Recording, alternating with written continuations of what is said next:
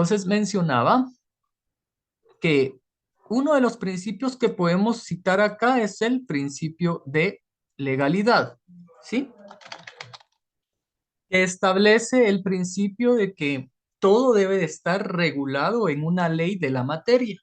Por tanto, en base a ese principio podemos establecer que estas instituciones no nacen de la noche a la mañana de porque sí, ¿verdad?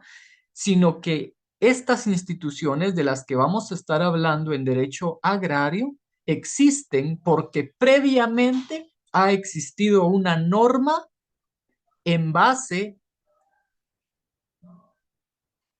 a ese mandato constitucional, porque las normas de derecho agrario vamos a justamente a ilustrar, ¿verdad?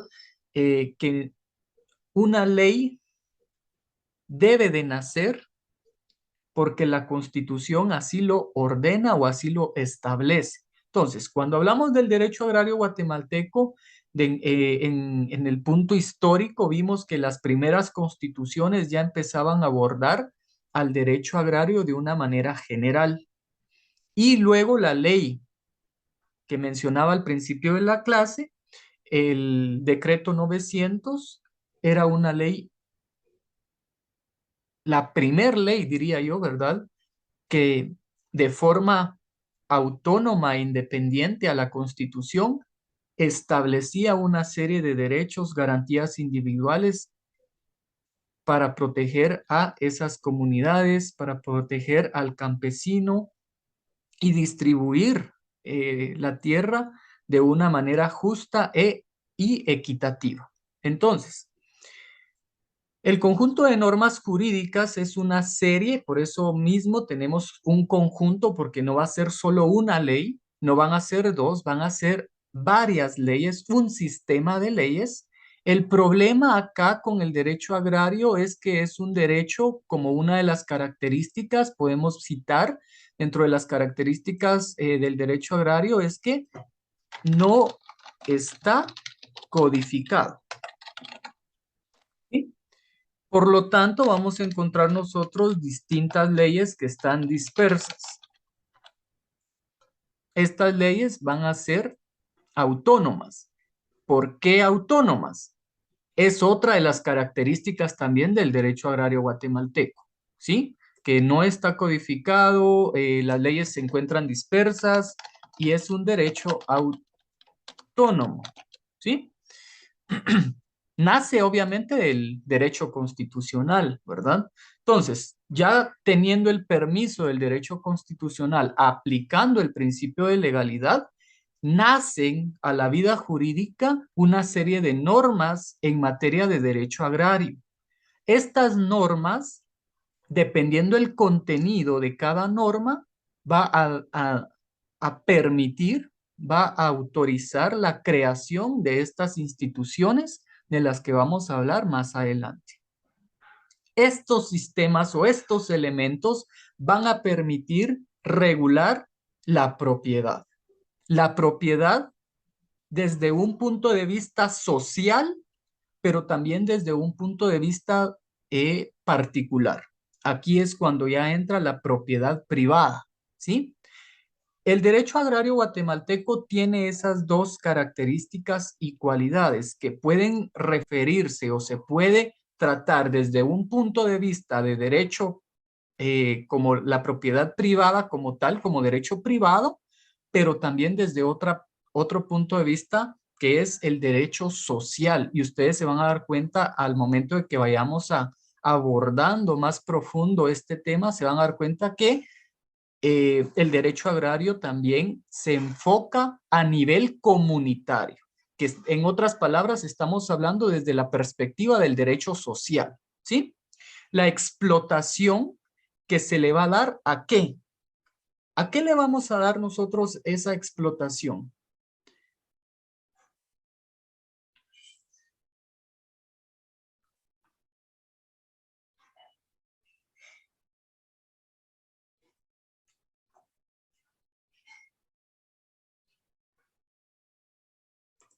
Esa explotación va a girar al entorno a los distintos usos que tiene la tierra, ¿sí? Aquí el derecho agrario, compañeros, en otras palabras, quitemos agrario y coloquemos tierra, ¿sí? Entonces, el derecho agrario es el derecho de la tierra. Básicamente así lo podemos nosotros reducir sin tanta vuelta, ¿verdad?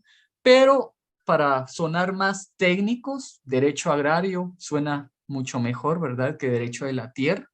Entonces, este conjunto de elementos van a ir enfocados a regular la propiedad, propiedad privada, propiedad desde un punto de vista social, la explotación de la tierra, la propiedad de la tierra, la tenencia de la tierra. Y ojo acá con esta parte. La tenencia en derecho agrario también la podemos nosotros establecer como el derecho de posesión. Ustedes se van a dar cuenta a través de las distintas leyes.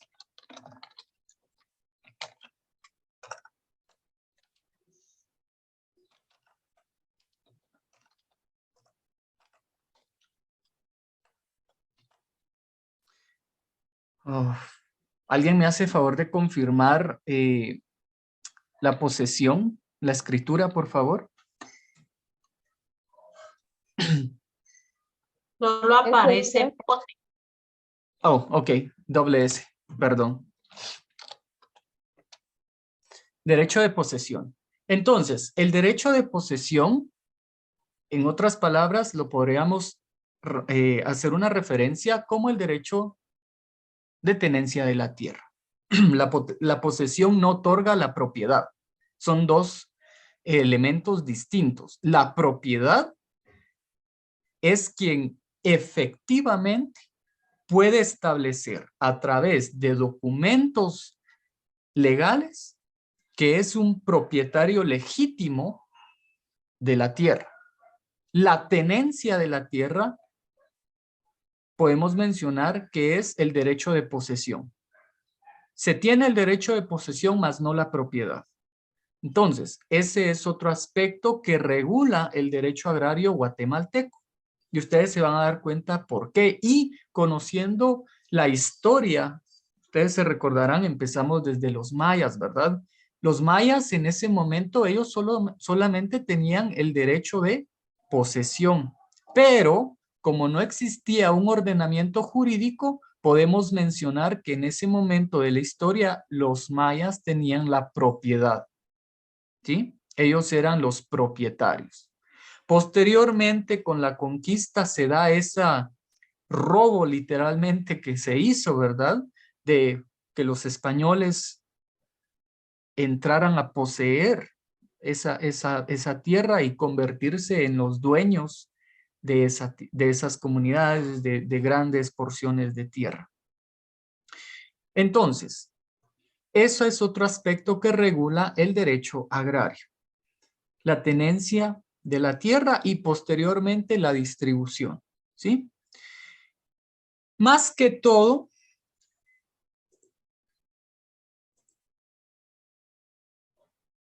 en el derecho agrario también se busca que esa explotación de la tierra tenga un enfoque agropecuario, ¿sí?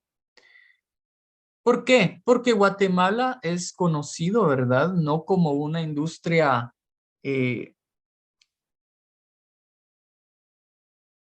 minera, no es una industria que genere productos tecnológicos, sino lo que produce realmente Guatemala es a base de productos agrícolas todavía, ¿verdad? Estando en pleno siglo XXI, Guatemala no ha sufrido una revolución industrial como otros países, ¿sí? Creo que en ese punto Guatemala se ha quedado rezagado y todavía somos una nación que la mayor parte de exportaciones es de productos agrícolas, ¿sí? Entonces eso es otro dato interesante cuando hablamos del derecho agrario guatemalteco. Entonces, estos son los elementos más importantes para poder definir al derecho agrario guatemalteco, que es un conjunto de normas jurídicas, una serie de principios e instituciones que regulan la propiedad, explotación, tenencia, distribución de la tierra, que se utilizan en la actividad agropecuaria en Guatemala. Muy bien. No sé si puedo borrar, compañeros. Lick, perdone, ¿podría repetirlo por última vez? Disculpe. Con mucho gusto. Derecho agrario, entonces, es el derecho de la tierra, ¿sí? Derecho de la tierra. Para poder definir al derecho agrario, no nos debe faltar que el derecho agrario es aquel conjunto de normas jurídicas. ¿Por qué razón un conjunto de normas jurídicas? Porque recordemos que el derecho agrario parte desde la Constitución, ¿sí? Principios como el principio constitucional de legalidad, porque el principio constitucional de legalidad establece que todo debe de estar regulado en una ley. Y es precisamente por esa regulación que encontramos en las distintas leyes de derecho agrario que nacen las instituciones, ¿sí? Nacen las instituciones que más adelante vamos a mencionar. Estos tres elementos tienen la función de regular la propiedad desde un punto de vista de derecho privado, la propiedad privada, también la propiedad en derecho social, desde un punto de vista de derecho social, derecho comunitario. La explotación de la tierra en Guatemala va dirigida más que todo a la industria agropecuaria, con algunas excepciones, y esas excepciones ya nos trasladaríamos a un escenario ambiental. Estoy hablando de la minería, ¿verdad? La minería también maneja la explotación, pero a un nivel en el que Guatemala ha permitido unas tremendas aberraciones en partes de Izabal, en San Marcos, Huehuetenango, y según una investigación tenemos alrededor de 100, 200 minas, ¿verdad? Explotando, y esas minas trabajan 24 horas, ¿verdad? Entonces, es un tema, una crisis ambiental la que se vive en Guatemala. Lamentablemente no hay mucha exposición. Sin embargo, hay más que exposición, una polarización, porque no contamos con datos. Por ejemplo, esto no lo está sacando la prensa, ¿verdad? Son prensas comunitarias que llegan a exhibir o a exponer lo que están sucediendo en las comunidades, ¿sí? Entonces, la explotación que vamos a hablar en materia de derecho agrario va a ser más que todo desde un punto de vista agrícola.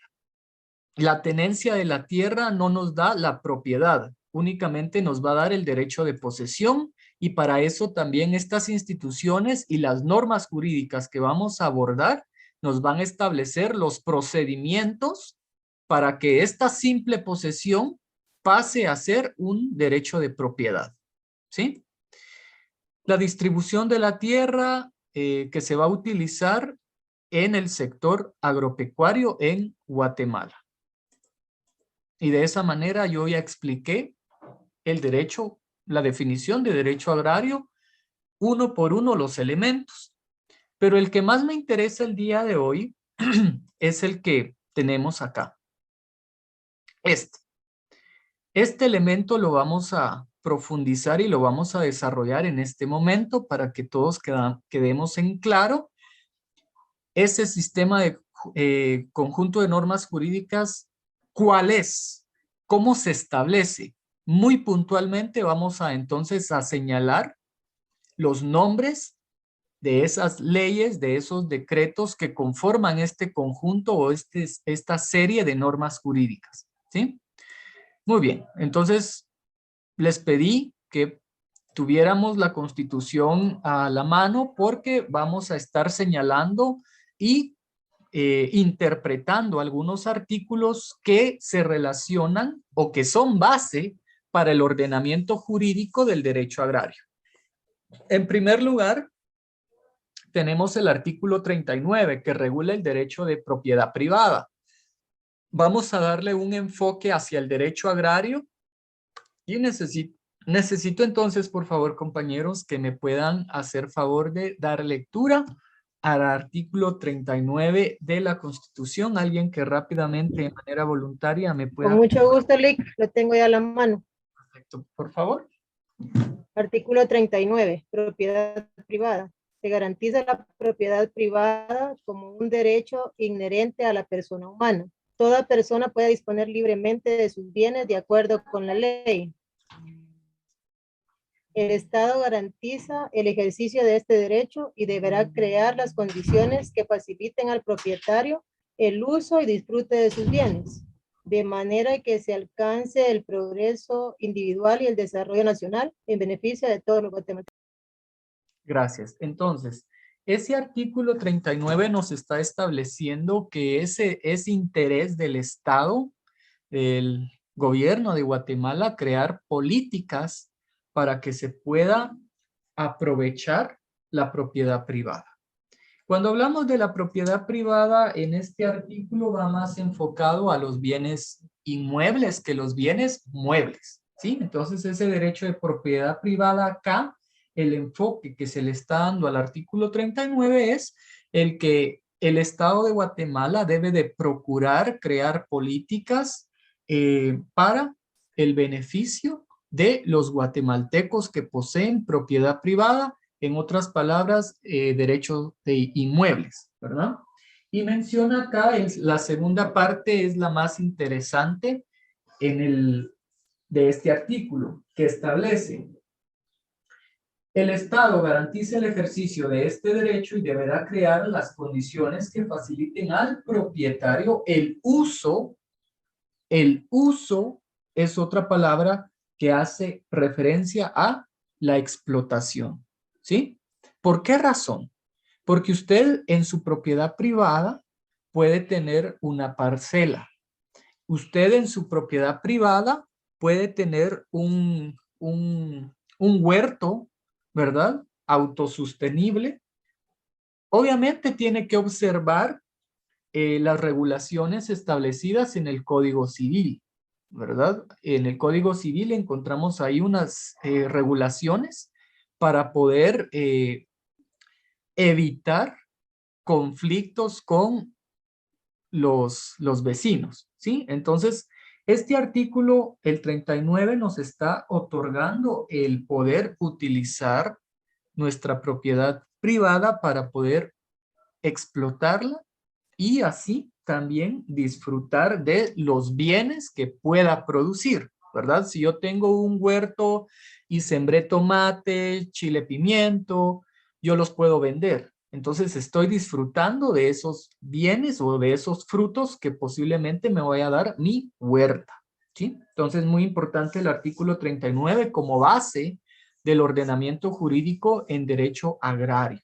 Seguidamente ya tenemos otro artículo que es el 40. Entonces, voy a colocar acá una anotación.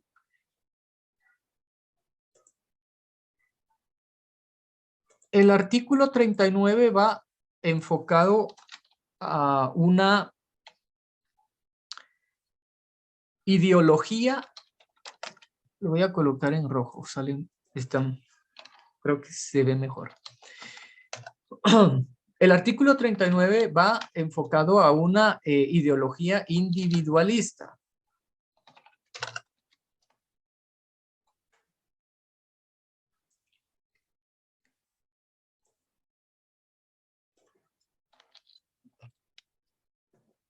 Y el artículo 40, en conformidad con lo que regula este artículo, vamos a encontrar una ideología a nivel social o socialista.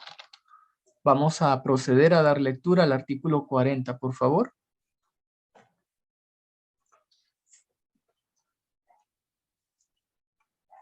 Expropiación. En casos concretos, la propiedad privada podrá ser expropiada por razones de utilidad colectiva, beneficio social o interés público debidamente comprobadas. La expropiación deberá sujetarse a los procedimientos señalados por la ley y el bien afectado se apreciará por expertos tomando como base su valor actual. La indemnización deberá ser previa y en moneda efectiva de curso legal, a menos que con el interesado se convengan en otra forma de compensación. Solo en caso de guerra, calamidad pública o grave perturbación de la paz puede ocuparse o intervenirse la propiedad o expropiarse sin previa indemnización, pero esta deberá hacerse inmediatamente después que haya cesado la emergencia. La ley establecerá las normas a seguirse con la propiedad enemiga. La forma de pago de las indemnizaciones por expropiación de tierras ociosas será fijado por la ley. En ningún caso el término para hacer efectivo dicho pago podrá exceder de 10 años. Muy bien, en otras palabras, conforme a la lectura, podemos mencionar que el artículo 40 establece una limitación hacia lo que es el derecho de propiedad privada.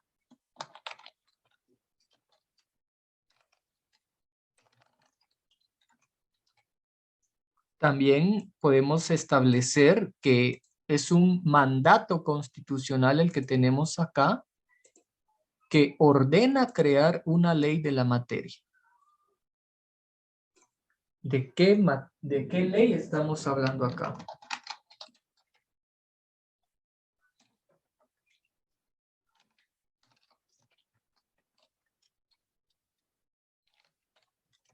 Ley de expropiación, ¿sí? Derecho civil, ya estamos relacionando derecho civil con derecho agrario, solamente para que ya vayamos tomando en cuenta. Ya hablamos de la relación del derecho agrario con derecho constitucional y ahora estamos ya incluyendo y relacionándonos con otra disciplina que en este caso es el derecho civil, ¿sí?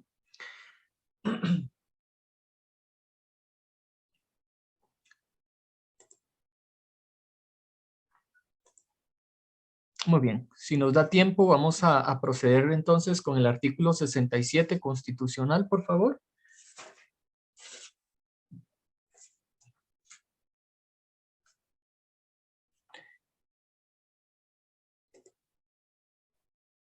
¿Alguien que nos pueda dar lectura al artículo 67 si nos da tiempo? Artículo 67. Protección a las tierras y las cooperativas agrícolas indígenas.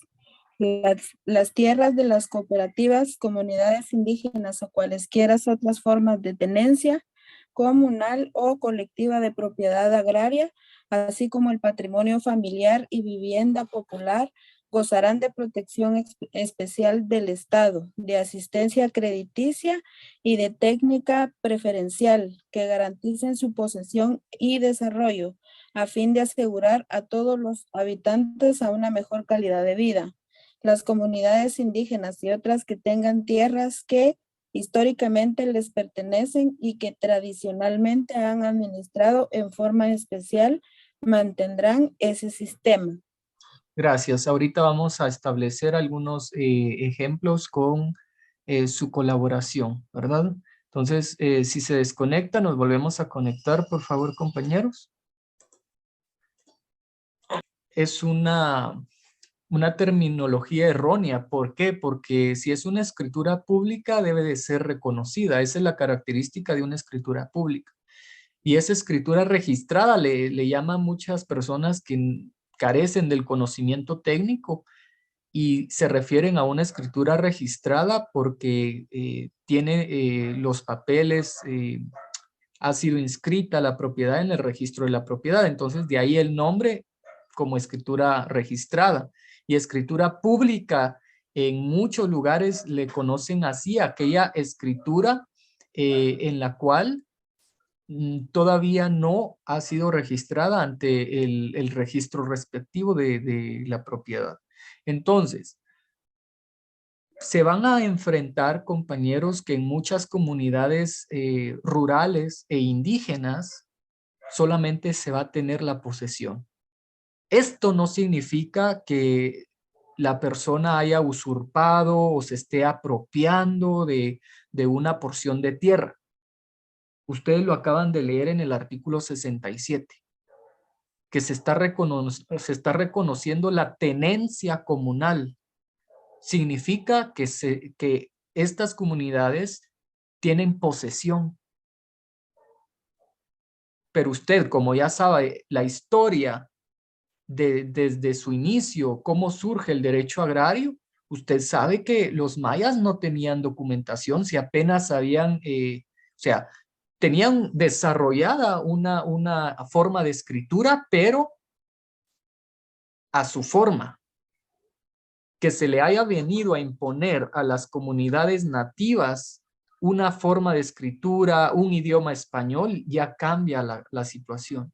Pero muchas comunidades indígenas todavía no han conseguido realizar estos procesos de inscripción ante el registro de la propiedad porque ha pasado de generación a generación, ¿verdad? Entonces no ha habido esa necesidad de iniciar los procesos respectivos para tener la escritura registrada que le llaman, ¿verdad? Entonces yo hago esta observación para que usted no tenga temor de que si no tiene papeles es porque esa tierra ha sido traspasada de generación en generación en generación y hasta el día de hoy tal vez esa persona necesita vender esa tierra y no porque no tenga esos papeles que acreditan la propiedad, no significa de que se haya cometido algún ilícito para tener esa posesión que al día de hoy se tiene, ¿verdad? Mucho ojo con eso porque también puede existir el caso y existen muchos casos también de lo que ustedes ya conocen, ¿verdad? Las falsedades, ¿sí? Las falsedades materiales, ideológicas, eso ya es un delito, ¿verdad? Y usted como futuro notario debe de hacer una pequeña investigación o una profunda investigación antes de poder citar al comprador y vendedor en su despacho jurídico, ¿verdad? En su oficina. Entonces, el derecho que establece acá en el artículo 67 es que estas porciones de tierras son de uso comunal y gozan de la protección del Estado. Vamos a continuar al artículo 68. Por favor, tierras para comunidades indígenas. Artículo 68. Tierras para comunidades indígenas. Mediante programas especiales y legislación adecuada, el Estado proveerá de tierras estatales a las comunidades indígenas que las necesiten para su desarrollo. Muy bien. Y la última frase acá de este artículo es la que me interesa acá, a mí. En el artículo 67 vimos que las comunidades indígenas tienen la posesión, tienen el derecho a esas porciones de tierra. Y el artículo 68 nos establece que hay comunidades indígenas que no la tienen, ¿sí? En el artículo 67 sí la tienen y en el artículo 68 establece que no la tienen. Entonces el Estado debe de proporcionarles tierra, ¿sí?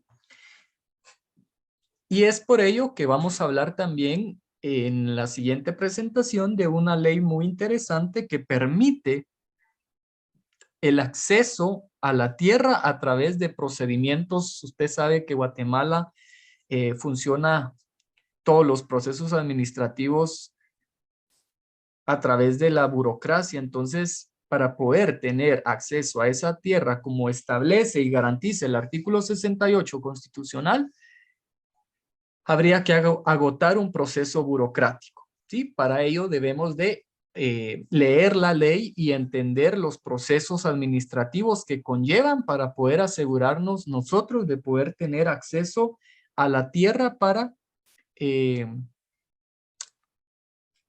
aprovecharla y desarrollarnos.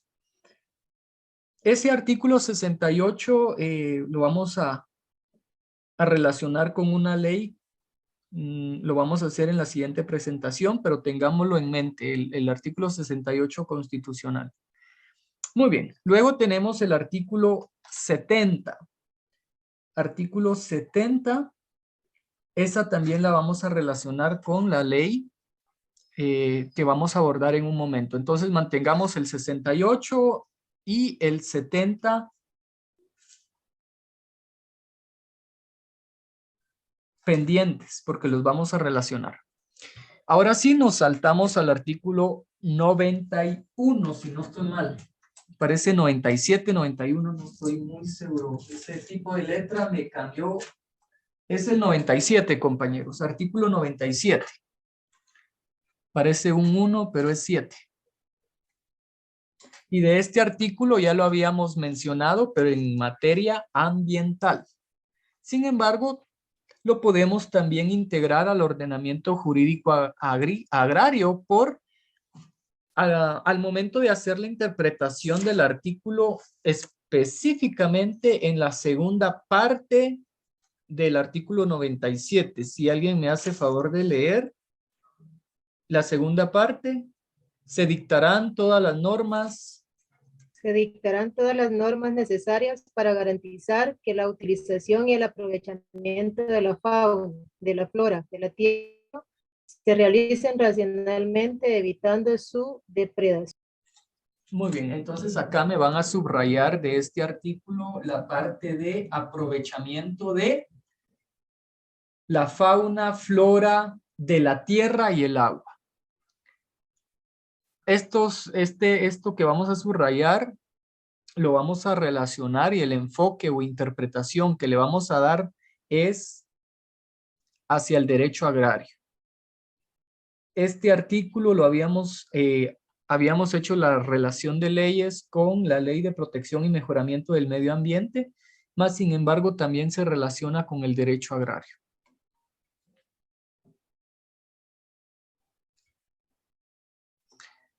Y finalmente pasamos a... nos quedan dos. Artículo 119, la literal A y la literal J. Artículo 119, literal A y literal J, por favor. Literal A. Promover el desarrollo económico de la nación, estimulando la iniciativa en actividades agrícolas, pecuarias, industriales, turísticas y de otra naturaleza. Muy bien.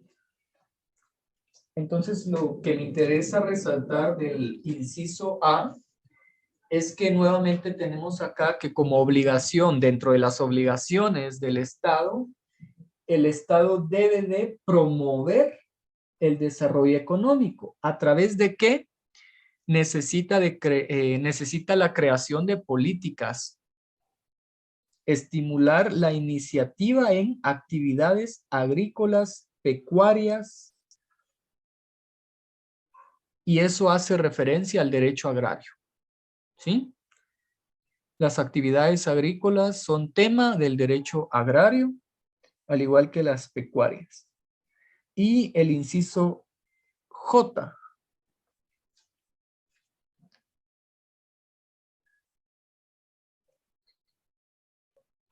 Impulsar activamente programas de desarrollo rural que tiendan a incrementar y diversificar la producción nacional con base en el principio de la propiedad privada y de la protección al patrimonio familiar.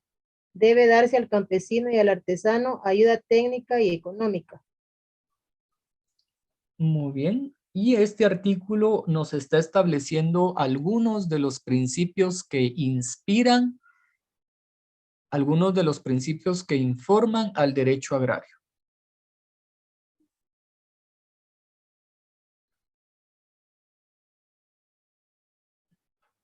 Principio de la propiedad privada y el principio de la protección al patrimonio familiar. Entonces, cuando hablábamos de que el derecho agrario es un conjunto de normas jurídicas, principios e instituciones, acá tenemos expresamente en la Constitución dos importantes principios que inspiran al derecho agrario. Entonces, la misma ley nos está dando toda la información, ¿verdad? Entonces, lo más importante acá es que también uno de esos principios es que el Estado debe de garantizar el acceso a la tierra al campesino y al artesano, brindándoles también una ayuda de carácter técnico y económico, ¿sí? Es por eso usted ve que muchas veces el Ministerio de Agricultura y Alimentación, no sé si lo hace, yo no he visto mayor movimiento en ese sentido, pero sí recuerdo cuando era niño, y no hace mucho, cuando era joven, que no sé si se dan cuenta ustedes que habían en la prensa algunas noticias relacionadas a que llevaban fertilizantes a las comunidades agrícolas, y había un reporte sobre ese tema también, que lamentablemente la mala administración del Ministerio de Agricultura y Alimentación, que a veces se perdían, se expiraba, se vencían esos fertilizantes y ya no se podían aplicar a las plantaciones. Entonces, ese tema se daba no para hacer propaganda al gobierno en funciones, sino porque se estaba dando cumplimiento al mandato constitucional que el Estado debe de, establece ahí, brindar ayuda técnica, pero también económica. Entonces, esa es la parte en la cual nosotros nos fundamentamos a la hora de establecer que el ministerio, obviamente el Ministerio de Agricultura y Alimentación, representa al Estado en este campo del derecho agrario, ¿sí? No es que se esté realizando campaña anticipada, no, sino que existe un mandato constitucional y aquí lo tenemos como fundamento en el artículo 119 como obligaciones del Estado. Inciso J, no solamente nos establece algunos de los principios que inspiran al derecho agrario, y tenemos ahí que es obligación del Estado proporcionar ayuda técnica y económica. Pasamos entonces finalmente al artículo 126 de la Constitución. Artículo 126. Reforestación. Se declara de urgencia nacional y de interés social la reforestación del país y la conservación de los bosques. La ley determinará la forma y requisitos para la explotación racional de los recursos forestales y su renovación, incluyendo las resinas, gomas y productos vegetales silvestres no cultivados y además productos similares, y fomentará su industrialización. La explotación de todos estos recursos corresponderá exclusivamente a las personas guatemaltecas individuales o jurídicas. Los bosques y la vegetación en las riberas de los ríos y lagos y en las cercanías de las fuentes de aguas gozarán de especial protección.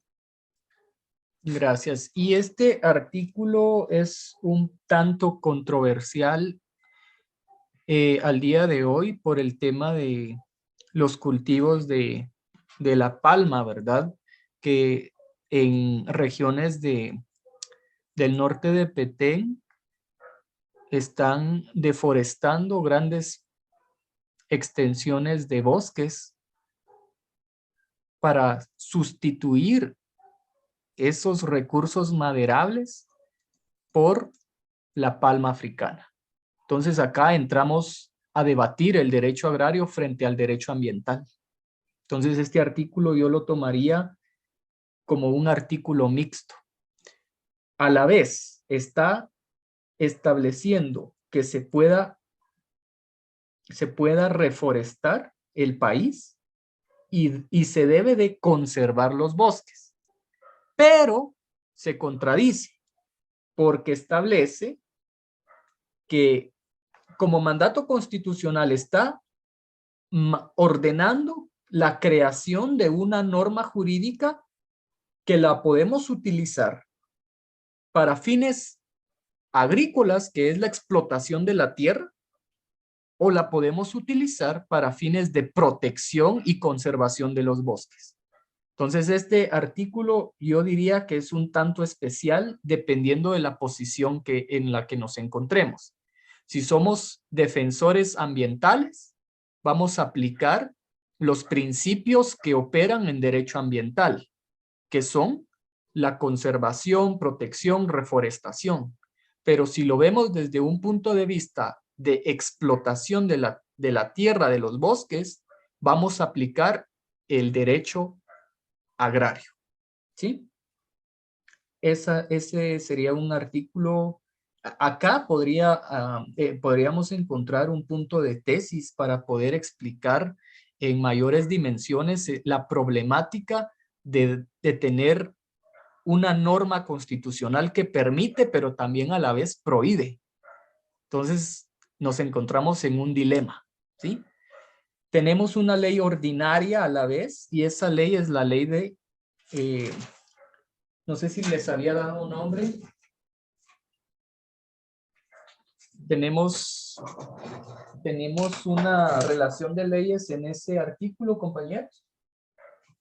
Lo que nos Sí, había dicho nos había dado la ley forestal, forestal. decreto 101. Ah, muy bien, entonces sí. Ahí No, debe. decreto 7089 fue de la ley forestal que nos dio.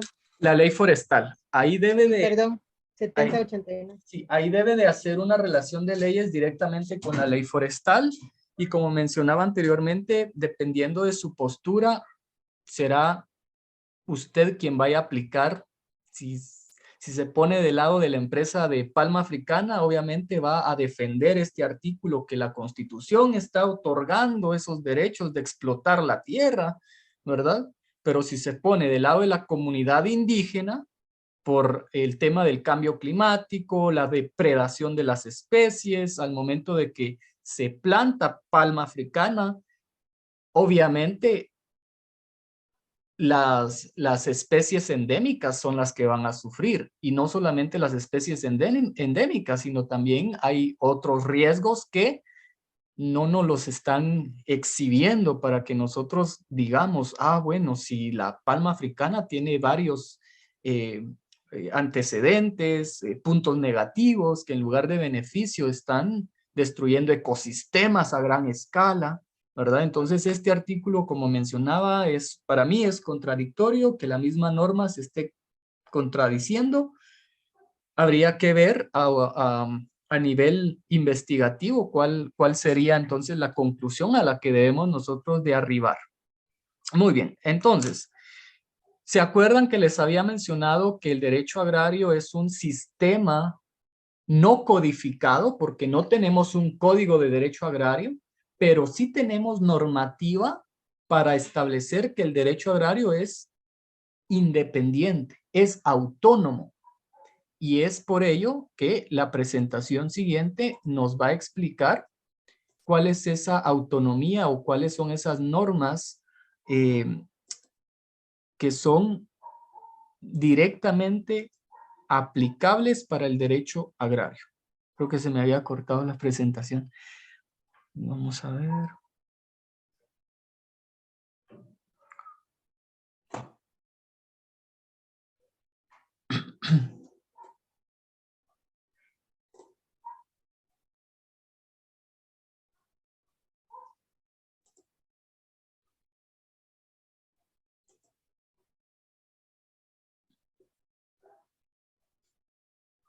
Ok, muy bien. Estas leyes, compañeros, son las que regulan directa e indirectamente al derecho de la tierra, al derecho agrario en Guatemala. La ley de titulación supletoria es una ley que también la aplicamos en derecho notarial, ¿sí? Pero para efectos de derecho agrario vamos a integrarla dentro del derecho, dentro del orden jurídico que conforma el derecho agrario, ¿sí? Ley de titulación supletoria es aquella ley que tiene por objeto regular un proceso para tener la propiedad. Se tiene la posesión a través de la ley de titulación supletoria, nos crea un procedimiento para que podamos llegar a alcanzar a tener la propiedad, ¿sí? Es una ley, mencionaba, que la ocupamos en derecho notarial, en derecho civil, pero para efectos de derecho agrario le vamos a dar otro enfoque. Ley del Fondo de Tierras, decreto 24-99. Eminentemente ley de derecho agrario guatemalteco. Ley de Fondo de Tierras.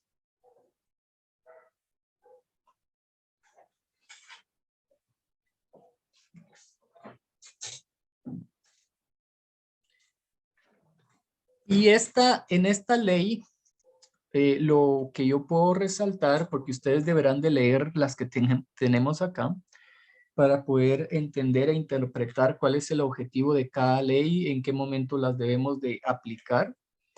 Lo interesante de la ley de Fondo de Tierras, compañeros, es que crea una institución. No sé si alguien ha escuchado de la institución del Fondo de Tierras.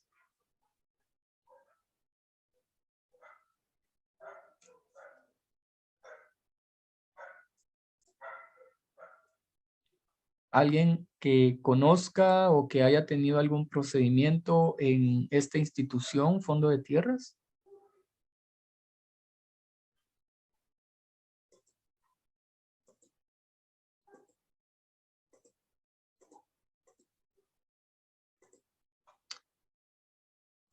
Muy bien, entonces creo yo bien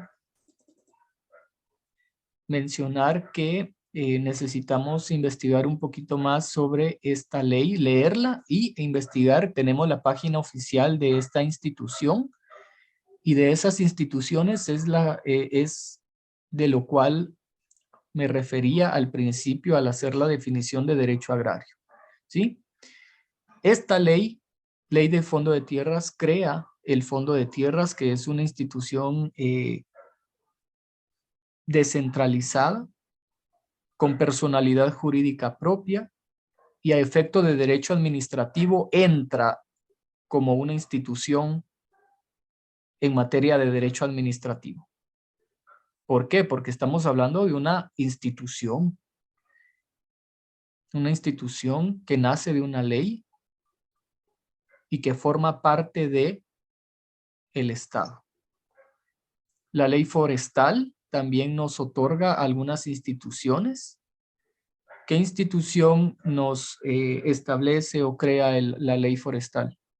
Para los que ya leímos nuestra ley forestal.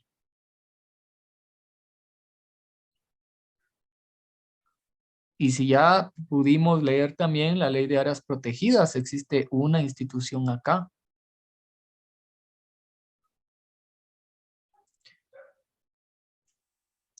De acuerdo al programa, compañeros, de acuerdo al programa, ustedes tienen estos acuerdos gubernativos. Yo se los coloqué acá porque el programa los establece. Su tarea es investigar si estos acuerdos gubernativos están vigentes o ya no. ¿Sí? Y a la que se refiere, la que dijo es la del CIGAP, la que está en el Ley de Áreas Protegidas. Sí. Esa es una institución. Entonces, en la parte de instituciones vamos a hablar un poquito más a profundidad de las instituciones, pero este es solo un sondeo para ver cómo estamos, ¿verdad? Yo creo que no hemos leído mucho nuestra ley. Necesitamos leer bastante, ¿verdad? Porque si no, no vamos a desconocer cuáles son las leyes, cuáles son las instituciones que crean esas leyes. Les mencionaba acuerdo gubernativo pro tierra, acuerdo gubernativo con tierra. Me hacen favor de investigar si se encuentran vigentes. El Código Municipal también establece algunas ideas que pueden ser aplicadas a lo que es el derecho agrario. Ley de Desarrollo Social decreto número 42/2001 también tiene algunas ideas que podemos aplicar para el derecho agrario desde una perspectiva sostenible. La Ley de Desarrollo Social creada en 2001 la podemos aplicar desde una perspectiva de desarrollo sostenible, ¿sí? Y ese desarrollo sostenible obviamente va a conllevar y va a beneficiar a la comunidad. Por tanto, tenemos acá el nombre de la ley, que es desarrollo social, pero va a ser a través de un desarrollo sostenible. Entonces, teníamos en mente, ¿verdad?, el artículo 67, 68, artículo 70 de la Constitución. ¿Cuál de estas leyes creen ustedes que debemos relacionar con esos artículos?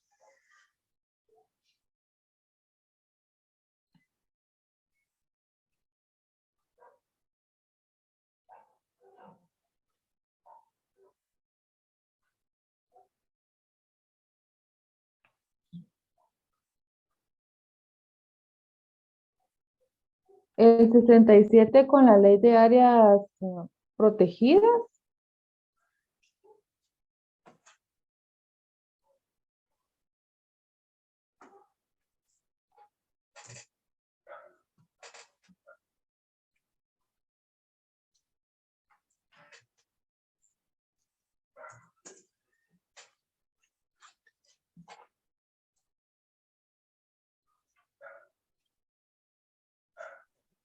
También con el Fondo de Tierras podríamos relacionar el 67.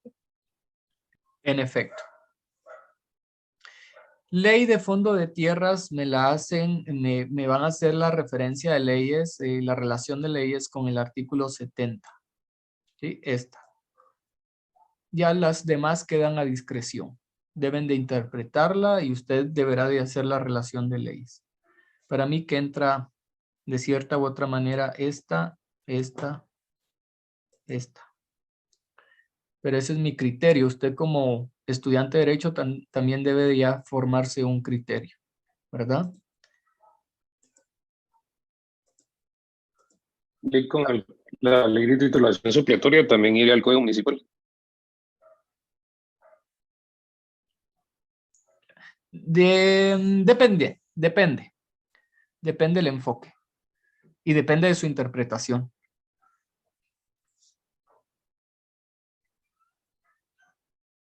Muy bien. Entonces, no sé si hay alguna duda, alguna pregunta de momento, compañeros.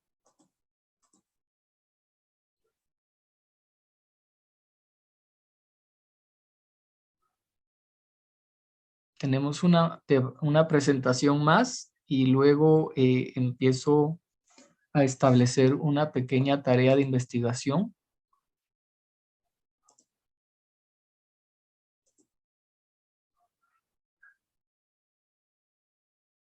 Muy bien, vamos a continuar con la siguiente presentación.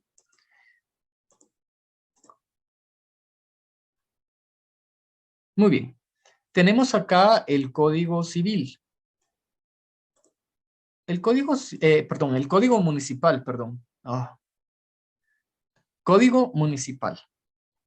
Entonces, tenemos una reforma al Código Municipal. Esta reforma es del 2010, que es esta. Este es el artículo ya reformado.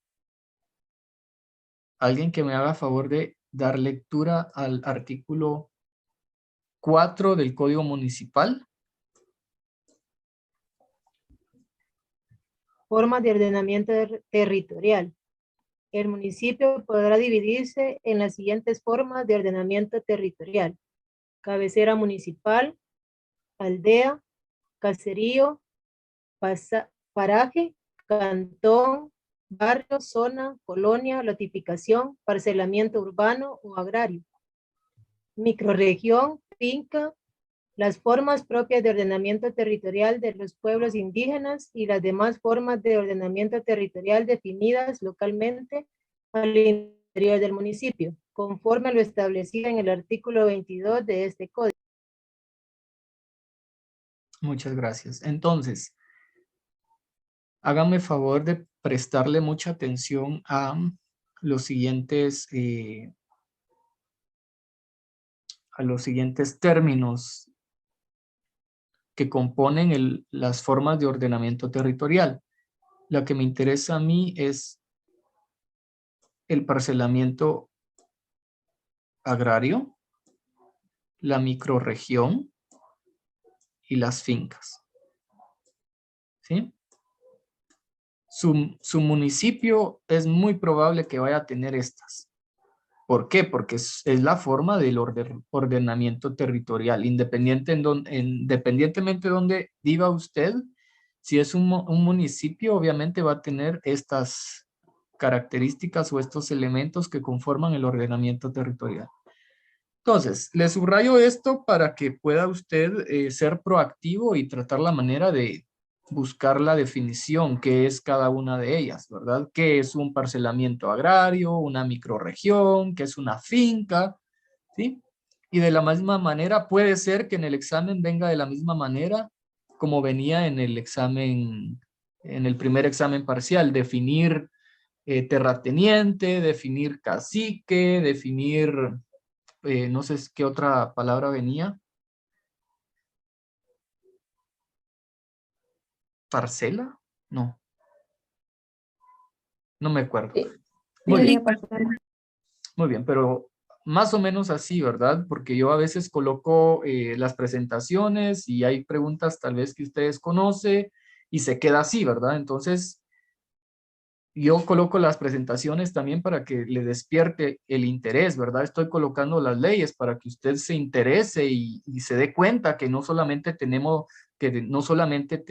leyes penales, sino que también tenemos otras leyes que son en este caso de derecho agrario, que se relacionan con el derecho civil de una u otra manera por ser propiedad privada, y la ley de expropiación que regula esa limitación al derecho de propiedad privada, ¿verdad? Entonces, yo creo que la parte interesante de estudiar derecho y las disciplinas y la historia es que vamos siempre a tocar temas como el derecho constitucional.